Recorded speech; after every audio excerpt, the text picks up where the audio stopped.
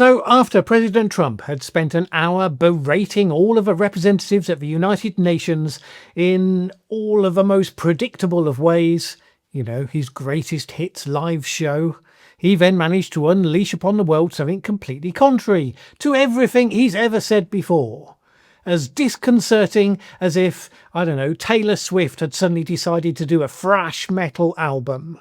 After all that time telling the world that Ukraine had picked a fight with a much bigger country and that never works out, after all those occasions where he told them that any peace deal would inevitably mean giving up territory, basically suggesting that he, Donald Trump, would achieve peace by pushing them to recognise and accept that fact, suddenly he just turned around and said, well, actually, he believes that Ukraine, with the support of the European Union, is in a position to fight and win all of Ukraine back in its original form. This, he said, was, quote, after getting to know and fully understand the Ukraine-Russia military and economic situation, and after seeing the economic trouble it is causing Russia. Now, I guess he didn't mean to admit to the world that when he was pronouncing on solving the Ukraine war over the last year, well, he was doing so not remotely understanding the situation that he was talking about.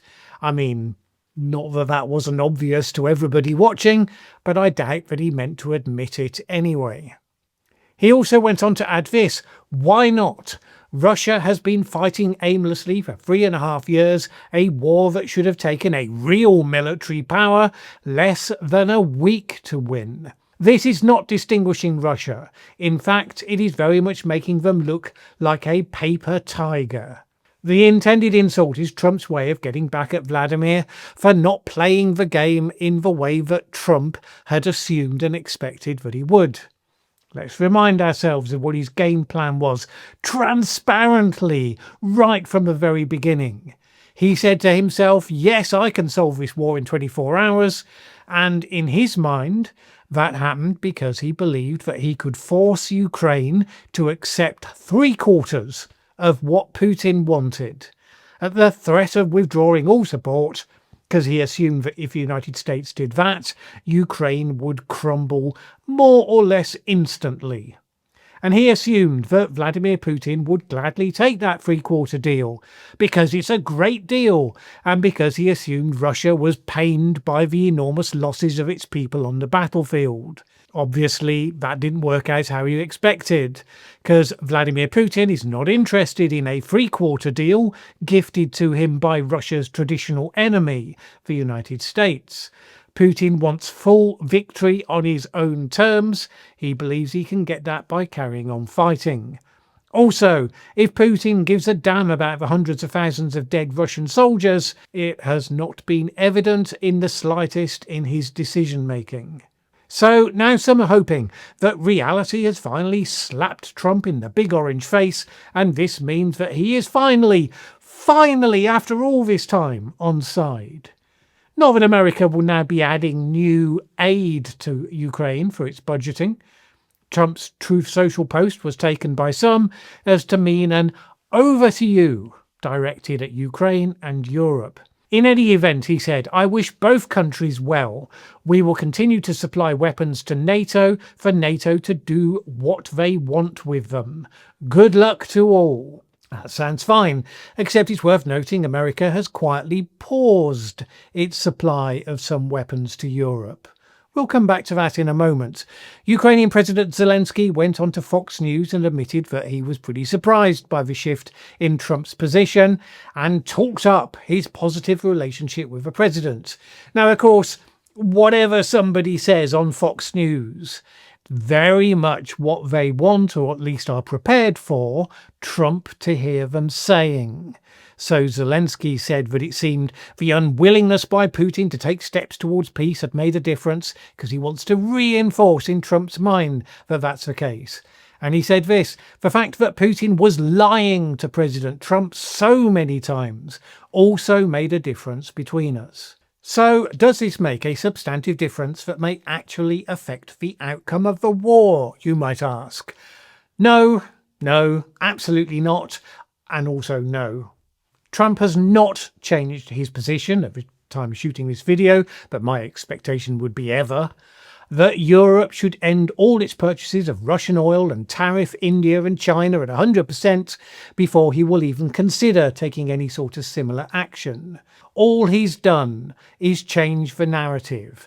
Much warmer towards Ukraine, very much warmer also, at least in this context, towards Europe. I mean, not so much on immigration and clean energy and all those other things. On those scores, he told the United Nations, Europe is in terrible shape. But European NATO has his respect for now. Russian figures and commentators, as you might expect, have been somewhat less impressed. Kremlin spokesman Dmitry Peskov gave a response that I personally believe probably needs to be read as though in a parody of Trump's own voice, since it maps quite carefully onto his sense of the surreal. Responding to Trump's reference to Russia being a paper tiger, he said this: Russia is by no means a tiger. After all, Russia is more commonly associated with a bear. There is no such thing as a paper bear, and Russia is a real bear.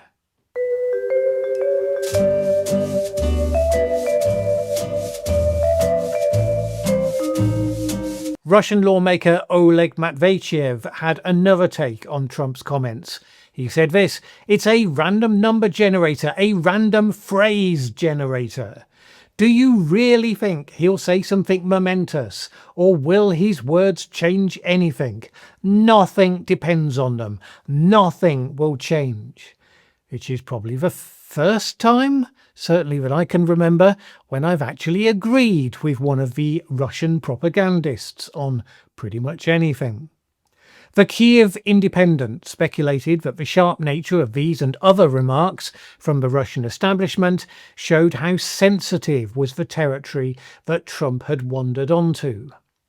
Meanwhile, in more, shall we say, grown-up territory, a United Nations report concluded that Russia has subjected civilians in occupied Ukraine to widespread and systematic torture, including sexual violence.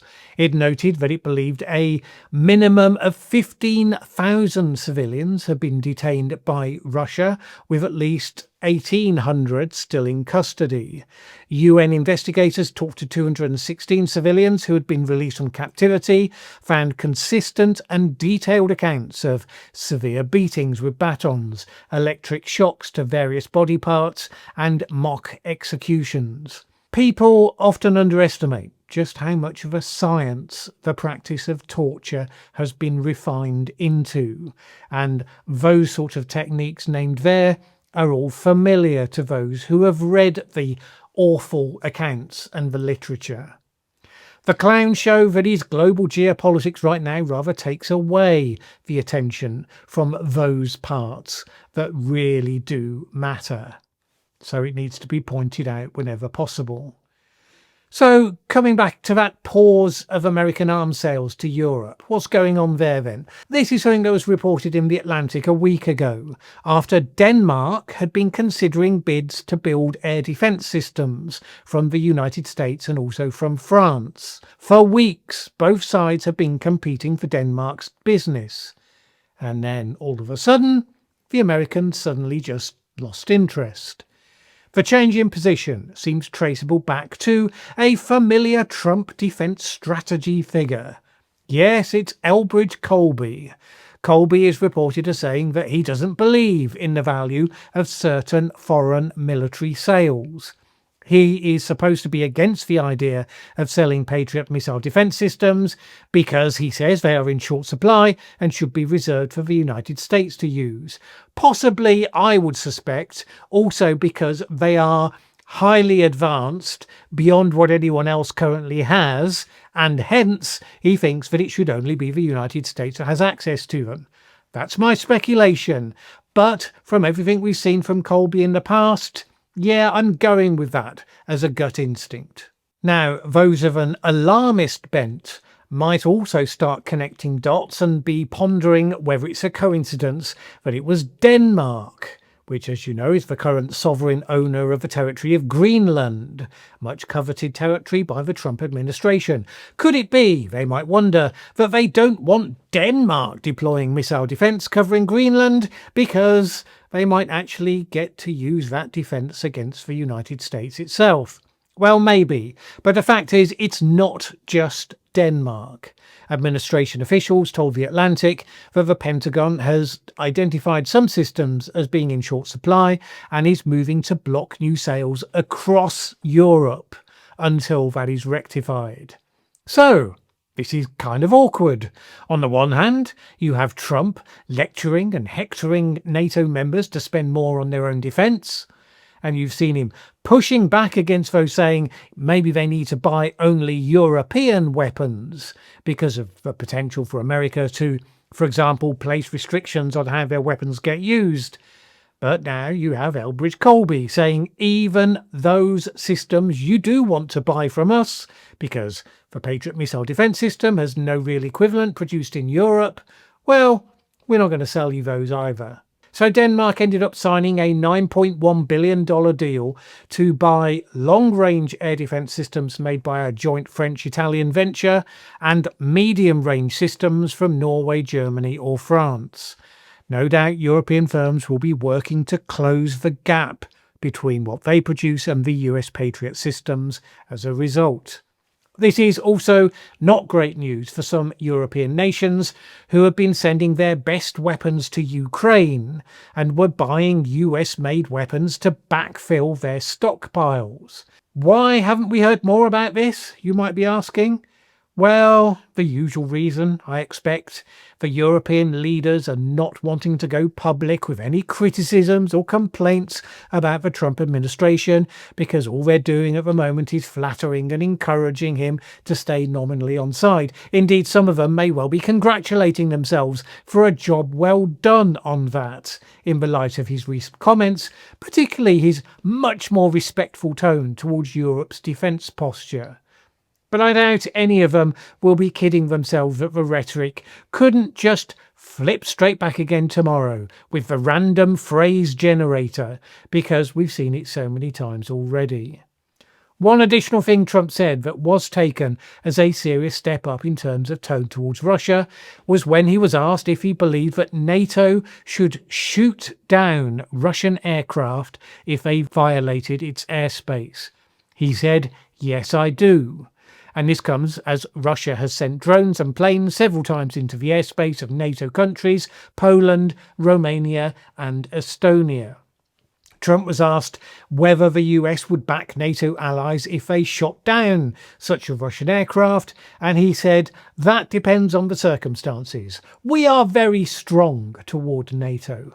Marco Rubio later qualified that by saying that NATO had not discussed shooting down Russian jets unless they were actually attacking. This is the difference between NATO forces intercepting intruders versus actually shooting them out of the sky.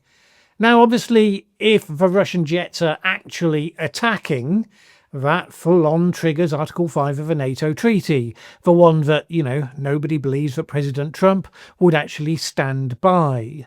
So the open question is just how far Putin is prepared to go to seek to flush that reluctance out into the open.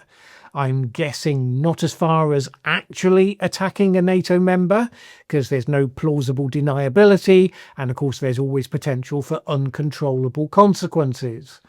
When and if that happens, it will be at a time when Russia intends to provoke such consequences, at least I would expect.